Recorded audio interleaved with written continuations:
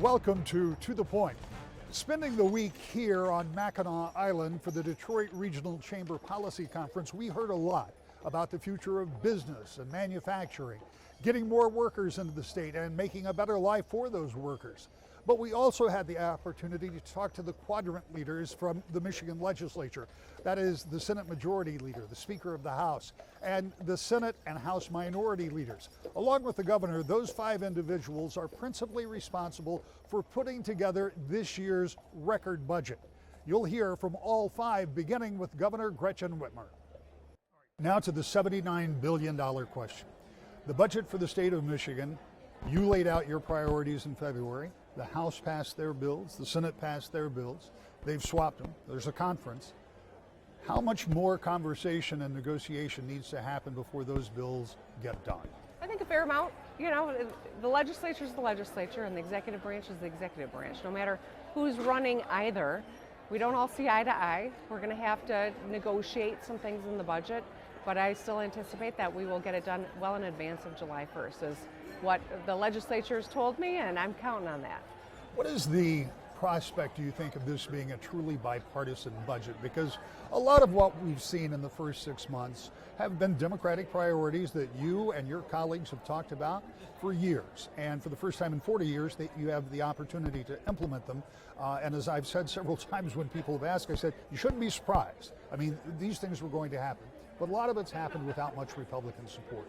A budget's a different animal, and by necessity, you would like to see it be more bipartisan. And by necessity, you've got to get at least 6 votes for immediate effect over in the Senate. So how much consideration is being given to the minority party?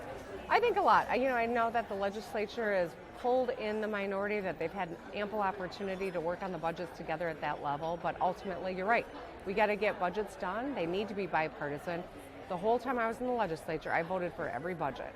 I had certain feelings on different sub-budgets within an omnibus, but at the end of the day, if you want to fund schools, if you want to make sure hospitals stay open and that cops and first responders have the resources they need, we got to get these budgets done and give them immediate effect. So I think those things unify people, but I'm never going to take it for granted. I'm always going to make a seat at the table for the Republicans and the Democrats. If you take the politics out of it for a moment and look at the optics, you got $9 billion that otherwise would not be there. Not being able to get a budget done with that much money would not be a good look for the legislature, Republicans or Democrats. I think it would be bad for everybody. We don't want to look like Washington, D.C., where they're bumping up, against a potential catastrophic debt limit crisis. We can't play games. We've got to get a budget done. We've got time to do it, and I think that it's going to be an inclusive process, and we'll negotiate it. But, I think every one of us takes that very seriously, how important it is. And God knows none of us wants to look like Washington, D.C. right now. As we come to the end of this interview, and as we're talking about being here on Mackinac Island, what is your goal as you look at the next 6 months? This first 6 months has been pretty chaotic. There's been a lot passed, a lot signed, and a lot done. Once you get the budget done, what do you want to try to work on, focus on, concentrate on for the remainder of the year, when there is some hope that there will be a little less partisanship, more bipartisanship, as we move away from some of those bigger items that tend to divide rather than unite? Well, I would anticipate after the budget, that we still have got a number of things that we want to work on, but I assume the legislature will take a break, as they always do, and that's not a bad thing, actually. But I'll stay focused on growing our population. We'll have a report done by the end of the year, giving us a strategy for long-term population growth. I'll continue to do a lot of economic development work, and I'm excited to go up to Camp Grayling and, as Commander-in-Chief, inspect my troops this summer as well. The governor is cautiously optimistic, but Senate Majority Leader Democrat Winnie Brinks from Grand Rapids is even more confident. That brings us to the subject of what's on the plate right now. I know you have a lot of different bills pending, but the ones that I'm watching the most carefully are those budget bills. And they've passed in the Senate, they passed in the House. The governor laid out her plan, the bills have switched, they've not concurred, now you go to conference. That's all by design. That's where we are. I've talked now to all of the quadrant leaders. I've talked to the governor. The governor seems optimistic it'll get done, but she says more talks have to happen. The speaker seems optimistic it'll get done, but more talks have to happen. Senate Minority Leader and the House Minority Leader are less certain. Obviously, there is a political component here, but the budget is the budget. It's supposed to be done by July 1st. It is not the end of the world if it's not done by July 1st, but it's certainly helpful for schools and to have it out of the way before you go on a summer break, or if there is a summer break. So, with all that big setup, where are we from your standpoint? Well, I'm optimistic, but more conversations need to happen. I think that's an accurate statement. We are having very productive conversations. We've been engaging with Republicans in the Senate for weeks now, and as we talk with our counterparts in the House, as well as the Executive Office of the Governor, we are really making good progress. I think that we'll have a good product, and I think we'll have it by the end of June. The complaints from Republicans, as they have previously been the complaints of Democrats who were then in the minority, is that their priorities aren't being met. They're not hearing about the things that they want to hear about in the budget. But part of the unique problem, if you can call it that, with this budget is we've got $9 billion in surplus money, which suggests to me, an outsider looking in, there ought to be money enough to go around for most everybody. So how do you continue those conversations and try to include some of those priorities? Because the reality is, not only, as you stated earlier, you want to work with other people, but you got to get 6 votes from Republicans at a minimum, and ideally you'd get more than that for a bipartisan spending bill that's going to be $80 billion in that neighborhood. Yeah, something like that. So it's just an exercise in working together and building those relationships. And I would say there's a lot of projects that are beneficial to people in our state, no matter where you live.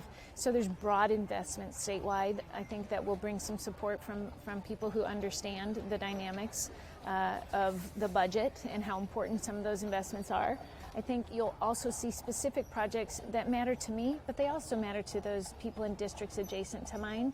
And that's true in many spots in the state. So we're having really good conversations about things. Just because it's something proposed by a Republican or proposed by a Democrat doesn't mean that it's not good for the constituents in both of our districts. So I'm optimistic that we'll get there, and there are plenty of investments that are being suggested by Republicans that I think have merit. When you think about the just raw numbers, I mentioned 6. You have to have 26 votes for immediate effect. You have 20 members, and you've been very successful in holding them together on virtually all of your votes this year.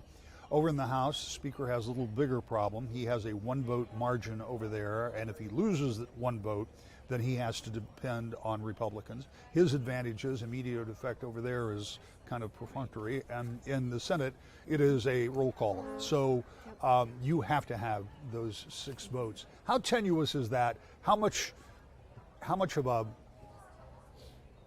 dance do you have to do to make sure you get that all done? I know over in the House it's out of your hands largely. Right. No, you make good points. I think that is something that many of our constituents don't always understand. So thanks for that little explainer. But at the end of the day, it really does require us to establish relationships and find ways to work together and to take some of the politics and partisanship out of it and find ways to work together on behalf of the constituents we serve. That has always been my mantra in the legislature, that we are here to serve the people we represent. And at the end of the day, I understand that there are partisan disagreements, but there are so many things in this budget that we can agree on. So I'm optimistic that Republicans will see the value and the importance of fulfilling our constitutional duty to pass a budget that reflects the needs of the state, and that they'll come around and see the value in supporting it with a 2/3 vote. And fellow Democrat and Speaker of the House Joe Tate, too, thinks the budget will get done on time. I suspect that the Speaker and the Minority Leader and the Senate Majority Leader and the Senate Minority Leader look for that day. They wait for that moment when the budgets are passed, so reporters like me will quit asking you questions about the budget. But we're not there yet. So we're about 31 days from the time that budget needs to be done. The governor has laid out her priorities. The House has passed their budget bills. Senate has passed theirs. You swap them. You essentially zeroed them out. You put some appropriation in there, but certainly not the amount that it's going to be. So now it's all in conference committee, and the 5 of you, essentially, there are others, but the 5 of you have to come to an agreement. I know you can't tell me what you're talking about, but can you give me a sense of how those conversations are going, and if, when this is said and done, it will be a broadly bipartisan budget? Well, I would say, first off, when you look at the budgets that the governor passed and what came out of the Senate with the leadership of Majority Leader Brinks and what we've done in the House, they're not too far off in terms of what we're looking at, in terms of what we value. So I'm excited to have that partnership there.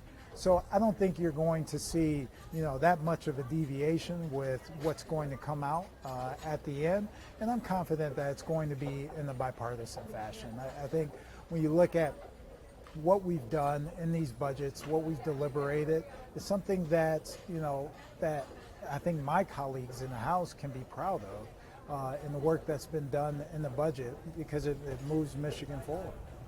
One of the things that could become a stumbling block, and this is completely my conjecture, is that if the Republicans are somehow not included, particularly in the Senate, it could create a problem with immediate effect.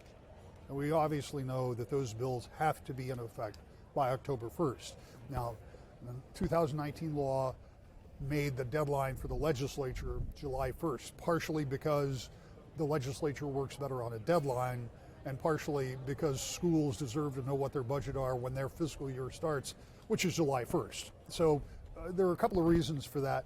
But are you concerned that there will be a reluctance on the part of Republicans in the Senate? I know you don't have to deal with. You got to worry about them, but you don't have to deal with them. Maybe. I don't see there being a concern. I think when you look at the budget, when you look at the past legislative sessions with the budget, I think you've seen the trend of bipartisanship coming at the end of the day. And I think that's going to be the same with what we see in the budget. There are going to be a lot of good things in terms of what we're investing in, that whether you're a Republican or a Democrat, you can get behind. So I'm confident that there's going to be a bipartisan budget. That receives immediate effect. Again, that's the other chamber that that we see, but I'm confident that we're going to get there, and we're going to have a great budget that everyone in the legislature can be proud of. I think it was implicit in what you said, but I want to finish by asking the question directly. You've got about 30 days to get that budget done by that July 1st deadline. Your confidence level is where that it's going to happen? It's high. It's high. I think we're going to get there. Our appropriations chair in the House, Chair Angela Woodward, has been doing a phenomenal job leading that, and I see us being able to get there because we have great partnerships with the Majority Leader Brinks, and with the governor. Again, I think our values are aligned there, and I think we'll be able to get that done in time before we go on this recess. When we come back, a not so optimistic look at the budget process from the Republicans in the House and Senate. That's next. To the Point. Welcome back to The Point. We're talking about the budget for the state of Michigan. We've talked to all of the quadrant leaders and the governor on Mackinac Island this week. Now it's the Republicans' turn. Here is Senate Minority Leader Eric Nesbitt. When I think about the theme of this conference, it's called the Power of And, which is explained as not an either-or situation, but where you take input from multiple sides and come up with a more inclusive product. That doesn't seem to be what has happened in the legislature in the first 6 months of this new leadership, with a lot of Democratic priorities passing in the House and Senate with very few Republican votes in many cases. Going forward, is there going to be a different look to the legislature, or do you get a sense of that yet? Well, this is the challenge, that we put our hand out in January and February to try to find a middle ground on taxes, to provide all seniors with a tax cut, all working families with a tax cut. Governor Whitmer and legislative Democrats said, go take a hike. We're not negotiating with you. We want to jam through billions of dollars more of corporate welfare and connect it and hold hostage working families and seniors in terms of the tax package. We tried to find a middle ground on some of these labor bills. They said take a hike. We're going to jam through some of the most anti-worker, some of the most anti-business labor bills that we've seen. And now we've seen a bunch of union handouts being introduced over the last few months for big unions, trial lawyers, making Michigan less attractive and competitive. And so, but there is still that, and we are still ready to work on finding a bipartisan compromise on the budget. But that takes work. That means that we want to see real investment in terms of roads and bridges, not the 2% of the surplus that Governor Whitmer introduced earlier this year. We actually want to see pay down of long-term liability of billions of dollars to see that we have less long-term liability of debt left to our children and grandchildren. That we want to see actually investment in terms of clean water and water infrastructure that's out there, and a tax cut for all working families, for all taxpayers in the state, instead of just the chosen few. However, it seems like the course that they've taken over the last few months, it presents a challenge when they continue to jam through every partisan wish list from a left-wing progressive group without actual compromise and coming together. So I'm still ready and willing to negotiate, find that middle 60%, that middle 70% that's out there. But so far, they seem only willing to negotiate within their Democratic caucuses. Well, the budget as rolled out by the governor and the budgets passed by the House and Senate don't reflect Republican input as best as I can read them. They were written by the majority consensus, it sounds as if to me, which is not unusual. But you're now in the process, you and 4 other people, the Senate Majority Leader, the Speaker of the House, the Senate Minority Leader, and the Governor. Yep. Will negotiate, you and your representatives will negotiate on the bills as they are now. In talking with some of the Democratic leaders, they feel like they're pretty close on their end. Where are Republicans in those budget negotiations, and are they going to be able to make this a truly bipartisan budget when it finally goes to a vote in the House and Senate? I hope we do find that bipartisan compromise, that landing spot, to be able to deliver to hardworking families here in the state, to pay down debt, to invest in infrastructure, to support our schools and our law enforcement officials. However, it takes work and patience to work through a bipartisan budget. I've sat down with the Senate Majority Leader. I know I work very well with Republican Leader Matt Hall in the House. We meet all the time. He's been a strong caucus leader in terms of finding our priorities. My Minority Vice Chair of Appropriations, Senator Bumstead, you had on the other week, he's in negotiations with Chairwoman Anthony and knows our list of ideas on paying down debt, investing in infrastructure, backing the blue, making sure they don't have woke ideology written throughout the budget and everything. And so there is that opportunity to find that bipartisan landing spot like we've found the last few years. And so that's going to take some work over the next few weeks. I'm ready and willing to find that work as long as we're putting money into those key priorities instead of just growing the size and scope of government. Over in the House, Republican leader Matt Hall says there has to be a lot of negotiation done before Republicans will be on board with this budget. What has the process been like? Well, the Democrats are putting forward a Democrat budget with very little input or negotiations with the Republicans. And, like I said, we put forward, I think, 300 amendments in the committee process, and 0 have been adopted. 0 have received 1 Democrat vote. Efforts to negotiate have not been met with good faith so far. And I want to put this in perspective for you. So I started in 2019. That year, we passed a $57 billion budget. This year, we're looking at an $81 billion budget. And we've had that $9 billion surplus, and the Democrats are planning to try to spend that all the way down this year. All right? Now, we'll see whether they do that. But you go from 57 to 81 billion, but we can't get enough money in there to fund our roads in West Michigan, or local roads or in communities. We're not doing enough there for actual public safety, not for these unarmed social workers as part of their effort to defund the police.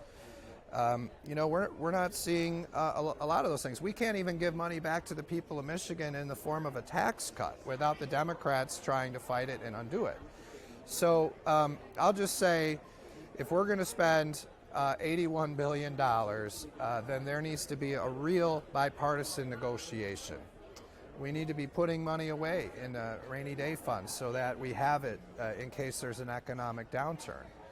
And we should be spending more on workforce development programs to make sure that people have the skills to create the jobs of the future.